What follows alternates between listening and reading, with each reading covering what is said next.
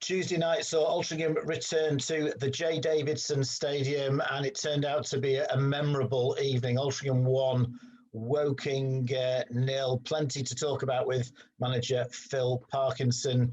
Phil, you've had a chance now to reflect on last night, and it was quite an evening. Yeah, it was one of them that you don't forget. It was a fantastic performance from everybody. Much needed win. Absolutely delighted with every single player who contributed. And when I say who contributed, I mean the whole squad, the lads who train ever so well all week, who don't always play, who push the lads who are playing, the camaraderie in the camps, second to none. And like I said, I'm just absolutely delighted that we could get that win. We started the game really well and had a goal disallowed. Jake Malt on his 400th appearance, and I'm still struggling to understand what was wrong with that. Yeah, I need to look at that back. I mean, I feel he's been absolutely robbed there, because what a performance by Jake. I know we spoke last night, but his 400th appearance, that is something within itself at one football club. But to perform to the levels he did last night really epitomised what Jake Malt's all about as the captain of this football club, somebody who I kind of hang my hat on. I've said it before, cornerstone of what we do. And I really asked him, and I've been pushing him hard, and Ali in there, but more so him as that leader of the group, to really step up to the plate this season. And as ever, I call him like Benjamin Button, because he seems to go the other way. As he's getting older, he seems to be getting fitter. He's got so much desire to do well for this football club, to do well for his teammates. He's a true leader and deserves all the accolades he gets, because he was absolutely immense last night. And I'm not just saying that because it was his 400th game. There was only one person going to score that goal that he scored. He had that desire, determination to score it. And like I said, I felt he was robbed with that.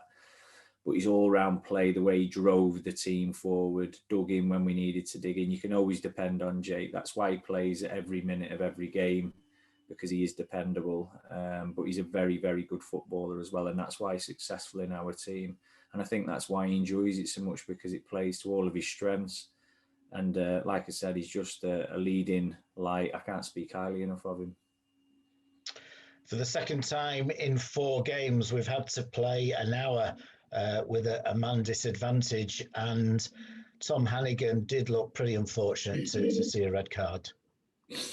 Yeah, I've looked at that one back a number of times now. It depends on how the ref's going to view it. He does take the man out, but he makes the first contact. So the first contact is the important one for me. But then obviously there's a coming together, and the man is taken out and he is through on goal. However, Johan is in the background there as well. So there is an argument there, definitely, but also I can see why the referee potentially has given what he's given.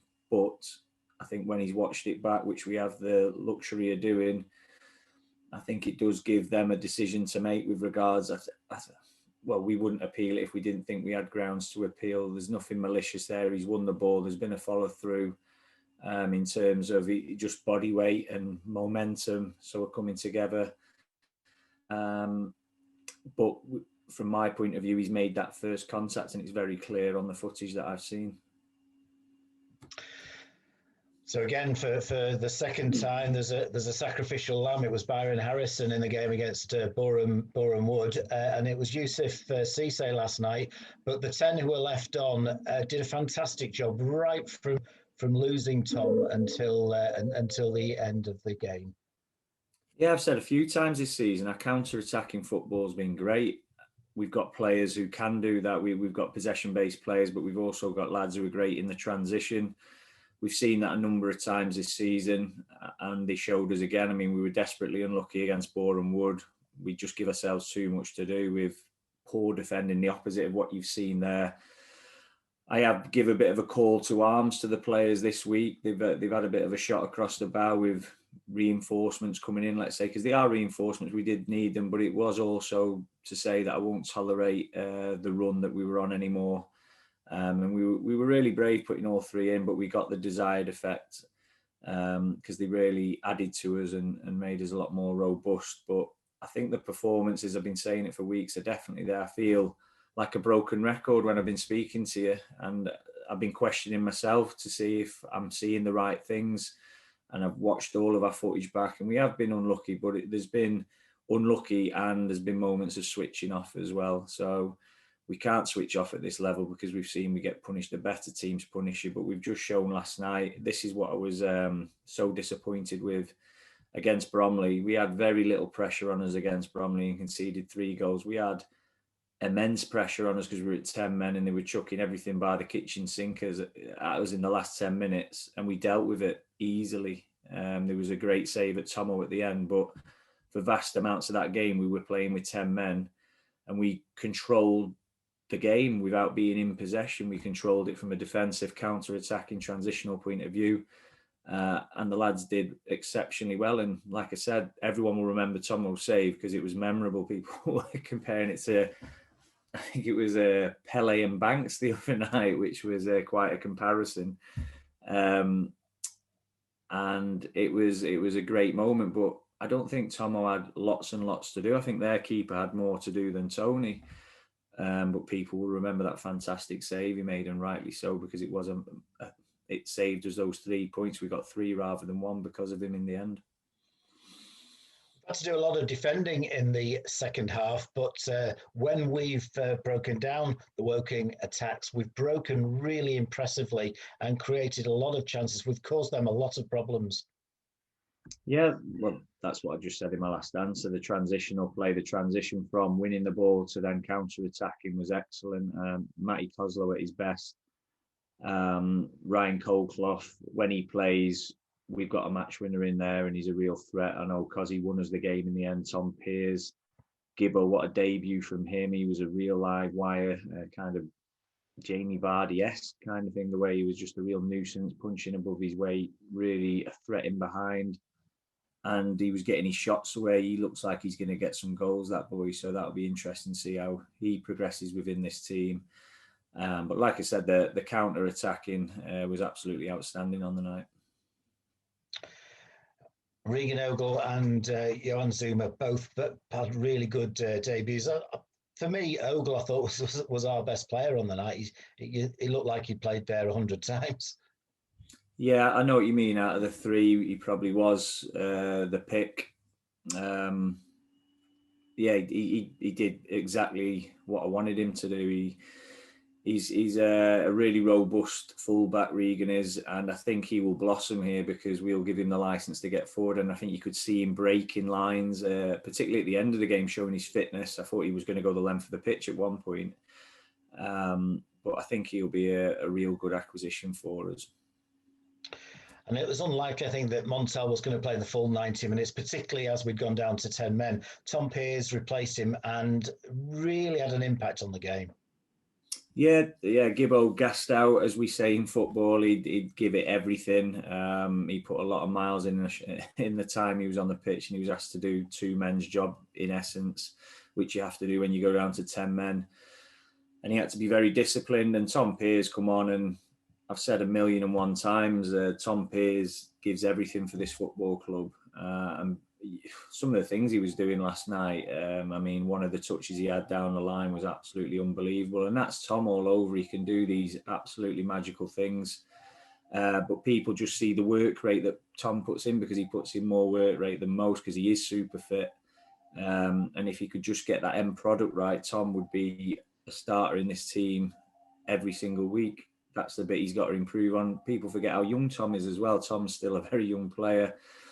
And like I said, it really bothers me when I see negative press, some of the negative press that Tom gets from time to time, because he gives absolutely everything for this football club and he deserves a little bit more respect than he gets. But listen, for me, and what he does for his teammates and what he does for us as a football club, we all know how valuable Tom Pearce is to us, and he demonstrated it again, setting up the winner for us the other night. Yeah, he was involved in the goal, and Joel Senior again has had another terrific game, and a superb run by Matty Costello, and very calm finish.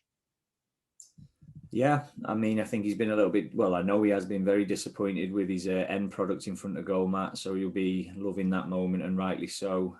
He deserves to score more goals. He's one of our most creative players. I've known Matt for a number of years. I had him at Nantwich. developed a very good relationship with him there. And one of the big reasons I was able to lure him to Altrincham was that relationship. So he's going to be a fantastic player for us. And again, he's won us a game there, but he's also won us games by setting other people up in a number of other games. And as you said, Joel Senior, we could go through the whole team, couldn't we? Because every single player contributed last night. And I must give a special mention, even though I said at the start how well Jake did. Alistair Smith really did. Probably the horrible bits that people won't associate with Alistair. Him and Jake were like Trojans in there last night, because we weren't in possession for vast amounts of the game because we were at 10 men. But the way they dealt with the physical threats, the discipline as well, that's what I've been banging the drum about: concentration and discipline, not wanting to do it for yourself, doing it for your teammates, doing it for the result. The bits that you have to sacrifice at times, Alistair and Jake, we're touching on Alistair now, did that superbly well last night. And it was great to be back at the J. Davidson Stadium. And I thought the pitch looked well and played well.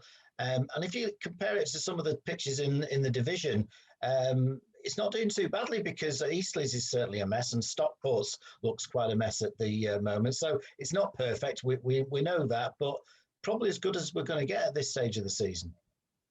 Absolutely. That's why we're back on there, Brian. I mean, I think we said the last interview, we want to play at the J. Davidson. It's our home. It's a spiritual place. If we want to go down that avenue for us, I totally agree with that. But if we can't play games on it, then we have to find alternatives. That's why we went to FC.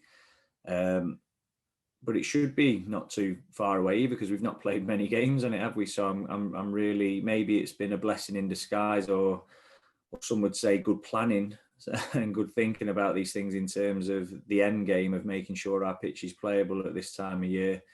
And like I said, hopefully we'll reap the rewards of that, because we've got a lot of home games coming up, haven't we? So if we can make sure our pitch is as good as it can be, it gives us a definite advantage.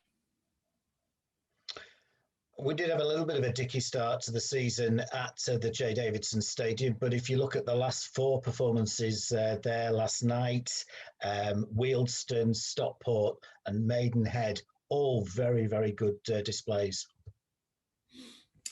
Yeah, certainly. So hopefully being at home can give us maybe a little bit of an edge. I know we spoke about it a couple of weeks ago. Does it give you that much of an edge? We know fans there. And I said, I don't think it does at the moment. I think maybe the travel that obviously Woking had to do, we've got to go there, haven't we, next week? So, or the week after, sorry. So Woking and Aldershot, we're travelling a long way to them fixtures. And we've seen that it hasn't affected us massively this season, but we've also seen that it can make players a little bit leggy, a little bit tired, because it's added pressure on top of their full-time work that they have to do during the week. They don't get a chance to just rest up, travel up nicely on a Friday. We go straight after work on a Friday if we're travelling away that far, or if we have a midweeker, we've been working and then we're jumping on a bus. So unlike a lot of teams at this level, they're the small little margins that could affect games. But overall, I don't think home or away massively affects much this season, particularly when the pitches go the way they are now. It's not like we're playing on heavy pitches all the time. They should dry out a little bit at this point of the season. And then I think you'll find we end up wetting them, we're getting the sprinklers on and things like that, because nobody wants to play on a dust bowl either. So all these things you try and use to your advantage in terms of your home pitch, you know how to play it, the travel that you're not having to do if you're at home, all these things that you do try and be mindful of and use to your advantage. We've got a week off now. March is a very, very busy month, so perhaps having a Saturday off is not a bad thing.